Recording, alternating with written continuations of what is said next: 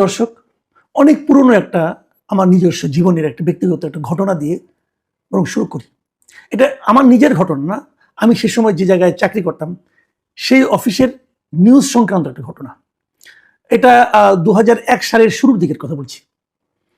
আওয়ামী লীগের শেষ সময়, আওয়ামী লীগ সরকার তখন ছিল ক্ষমতায়, শেষ সময় 2001-এর অক্টোবরের দিকে নির্বাচন হবে।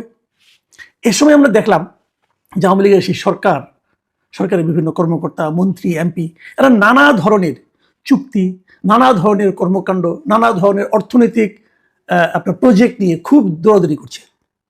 সে সময় আমি জনকণ্ঠের সে সময় উপদেষ্টা সম্পাদক ছিলেন মিস্টার তোয়াব খান। তো তিনি বললেন যে আমরা যখন এরকম অনেক খবর আনা শুরু করলাম রিপোর্টার হিসেবে, উনি বললেন যে এগুলোকে আমরা একটা সিরিজ আকারে চালু করি। সেই সিরিজের উনি নাম দিলেন শেষ সময়ে যা পাই, এবং এই নামে ওই সিরিজটা চালু হলো। মানে শেষ সময়ে যে যতটুকু পারছে লুটপাট করে নিচ্ছে, এই হলো সেই সিরিজটার শিরোনাম এবং মোদ্দা কথা। এবং নানা ঘটনা সেখানে কিন্তু আমরা সিরিজ আকারে বিভিন্ন রিপোর্টার নিয়ে আসতাম এবং সেগুলো আমরা প্রচার করতাম। আর এটা 2026 সাল, 25 বছর পরে এসে আমি ঠিক সেই একই জিনিস যেন দেখতে পাচ্ছি। একটা সরকার এসেছিল আমাদের এখানে, অন্তর্বর্তীকালীন সরকার। এ ধরনের সরকার আর কখনো আসেনি। এর আগে 1991 সালে আমরা একটা অস্থায়ী সরকার দেখেছি, নির্দলীয় সরকার দেখেছিলাম বিচারপতি শাহাবুদ্দিন আহমেদের নেতৃত্বে। তারপরে বিচারপতি হাবিবুর রহমানের নেতৃত্বে একটা অন্তর্বর্তীকালীন সরকার দেখেছিলাম। তারপরে বিচারপতি লতিফুর রহমানের নেতৃত্বে আরেকটা অন্তর্বর্তীকালীন সরকার দেখেছিলাম। এরপর ফখরুদ্দিন আহমেদের নেতৃত্বে আরেকটা অন্তর্বর্তীকালীন সরকার দেখেছিলাম। এই কোনো সরকার নির্বাচনে নিজেরা অংশ নিত না, কিন্তু রাজনৈতিক দলগুলো যারা নির্বাচনে অংশ নিত তাদের করার জন্য যাবতীয় কাজ করত। তাদের চরিত্রটা ছিল এমন যে তারা একটা নির্বাচন অনুষ্ঠান করবে 3 মাসের মধ্যে অথবা নির্দিষ্ট একটা সময়ের মধ্যে। যদিও ফখরুদ্দিন আহমেদের সরকারটা বেশ লম্বা সময় ছিল, আগেগুলো সব 3 মাসই ছিল। 3 মাসের মধ্যে তারা একটা সুষ্ঠু নির্বাচন করত, এবং এই নির্বাচন করার জন্য তারা একটা ছোট মন্ত্রিসভা গঠন করত, উপদেষ্টা মণ্ডলী। তারা কেবল রুটিন ওয়ার্কগুলি করত, আর কোনো বড় কাজ করতো না, কোনো নীতি নির্ধারণী কাজ তারা করতেন না, কেবল রুটিন কাজে চলে যেতেন। এই যে আজকে ডক্টর মোহাম্মদ ইউনূস, উনিও এরকম একটা অন্তর্বর্তীকালীন সরকার, একটা তত্ত্বাবধায়ক সরকারের উপদেষ্টা ছিলেন কিন্তু এক সময়, এবং তখন তিনিও ওরকম কেবল রুটিন কাজগুলি করেছেন, অন্য কোনো কাজ ওনাকে করতে হয় না অথবা উনি করার প্রয়োজন বোধ করেন নাই। কিন্তু এবার আমরা একটা অদ্ভুত টাইপের অন্তর্বর্তীকালীন সরকার পেলাম। তারা নিজেরাই দাবি করলেন তারা অনেক কাজ করবেন, তারা রাষ্ট্রীয় কাঠামোর সংস্কার করবেন, জুলাই হত্যার বিচার করবেন এবং জাতীয় নির্বাচন করবেন। ঠিক আছে, আমি ধরে নিলাম এগুলোই তাদের অগ্রাধিকার। রাষ্ট্রীয় কাঠামো সংস্কারের জন্য সংস্কার কমিশন হলো, তারপর ঐক্যমত্য কমিশন হচ্ছে, যদিও এটা নিয়ে অনেক বিতর্ক আছে, এইভাবে করা যায় কিনা সেটা নিয়েও বিতর্ক আছে। জুলাই হত্যার বিচার, ওটাও অত্যন্ত তড়িঘড়ি করে তারা করার চেষ্টা করছেন। এই বিচার শেষ পর্যন্ত কতটুকু কি আন্তর্জাতিকভাবে স্বীকৃতি পাবে কি পাবে না সেটা নিয়ে আরেক আলোচনা, সে আলোচনা আপাতত আমি করতেও চাই না। আরেকটা কি, জাতীয় নির্বাচন। ওরা একটা নির্বাচনের তারিখ শেষ পর্যন্ত ঘোষণা করেছেন, এই মাসের 12 তারিখে সেই নির্বাচন হবে এবং ঠিক 1 সপ্তাহ বাকি আছে। ঠিক এই সময়কে আমরা নিশ্চয়ই শেষ সময় বলতে পারি। এই শেষ সময় এসে তারা কি করছেন, একের পর এক চুক্তি করছেন, এবং প্রত্যেকটা চুক্তি বেশ বড় বড় অর্থের চুক্তি। যেমন কিছু সামরিক চুক্তি করছেন, চীন থেকে ড্রোন, মানে ওদের সঙ্গে চুক্তি করছেন তারা এখানে একটা ড্রোন কারখানা তৈরি করবেন। বিশাল ইনভলভমেন্ট, এখানে কিন্তু অর্থনৈতিক ইনভলভমেন্ট আছে।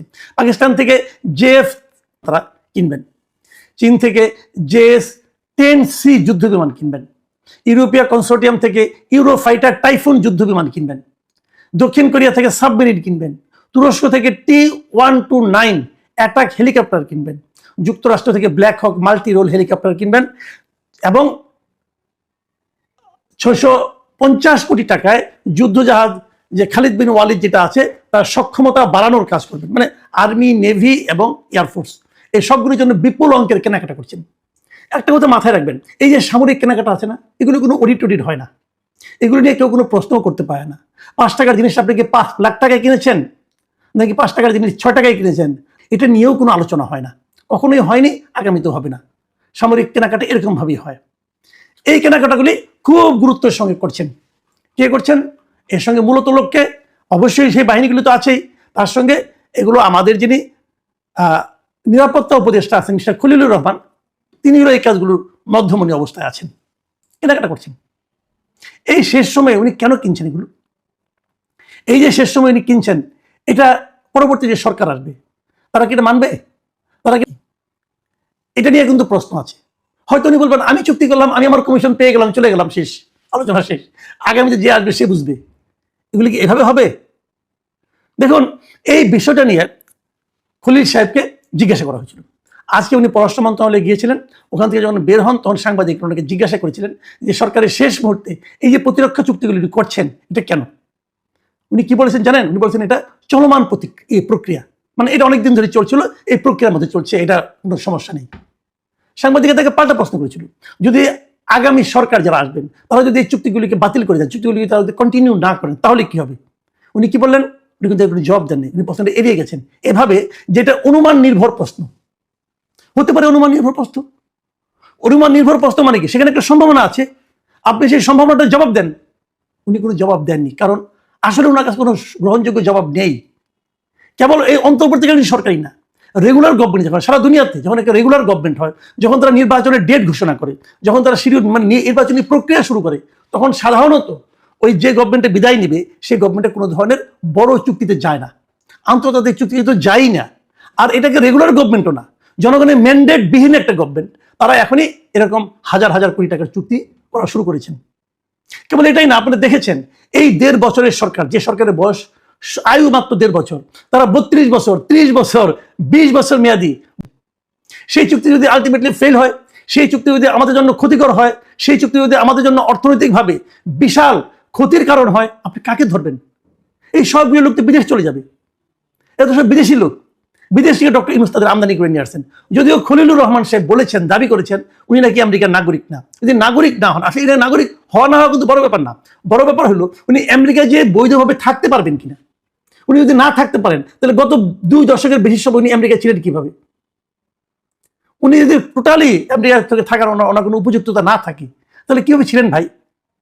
তো এগুলো হলো জানেন, এগুলো হলো মানুষকে লোক দেখানো, না রকম অজুহাত, লেম এক্সকিউজ যাকে বলে, এগুলো দেখাচ্ছেন। দেখেন, এই খলিল সাহেব নিরাপত্তা উপদেষ্টা পদমর্যাদা, মন্ত্রীর পদমর্যাদার একজন লোক, উনাকে সর্বশেষে বিমানের পরিচালক পদে নিয়োগ দেওয়া হয়েছে। মানে বেসরকারি যে এভিয়েশন, সিভিল এভিয়েশন যে আছে, মিনিস্ট্রি আছে, সেই মিনিস্ট্রির একটা অঙ্গ প্রতিষ্ঠান হচ্ছে বাংলাদেশ বিমান, এবং সেই বিমানের যে পরিচালনা বোর্ড আছে সেই বোর্ডের উনি হয়েছেন মেম্বার, অথচ উনি একজন মন্ত্রী। কেন? ওখানে কি মজা ভাই? মজা হলো বিমান কিনতে হবে, বিমান কেনা নানা রকম প্রক্রিয়া এখন চলছে, এবং সেই প্রক্রিয়াগুলির সঙ্গে ওনার থাকা লাগবে। মানে মানুষের তো নির্লজ্জতার একটা সীমা আছে না? চক্ষু লজ্জা বলতেছি না, আমাদের এনারা কি করেন? ওনাকে এই প্রশ্নটা করা হয়েছিল যে আপনি এই একজন নিরাপত্তা উপদেষ্টা হয়ে বিমানের পরিচালনা পর্ষদে কেন যুক্ত হলেন? এটা কি পৃথিবীর অন্য কোনো দেশে এরকম আছে? উনি জবাব দিলেন কি জানেন? শুনেন, ওনার জবাব হলো দুনিয়ার সব দেশে বিমান নাই। মানে এই জবাবটা আমার কাছে অসাধারণ লেগেছে। আসলে দুনিয়ার সব দেশে বিমান নাই, কারণ দুনিয়ার সব দেশে যে সমস্ত এয়ারলাইন্স আছে এক একটা তো এক এক নাম, কোনটা সাউদিয়া, কোনোটা নাম হলো অ্যারোফ্লোট, অথবা কোনোটার নাম হলো সিঙ্গাপুর এয়ারলাইন্স, এক একটা এক এক নাম। বিমান নামে কোনো এয়ারলাইন্স থাকার কোনো কারণও নাই। এয়ার ইন্ডিয়া আছে ইন্ডিয়াতে, তো বিমান নামে তো মানে আপনার এয়ারলাইন্স থাকার কথাও না। কিন্তু উনি কিন্তু ওই অর্থে বলছেন বলে আমার কাছে মনে হয় না। আমার কাছে মনে হয় যে বিমানে যে লুটপাট করা যায় না, কাজে এখানে ওনাকে দরকার। সব দেশে, দুনিয়ার সব দেশে বিমান নাই। কি অসাধারণ উত্তর!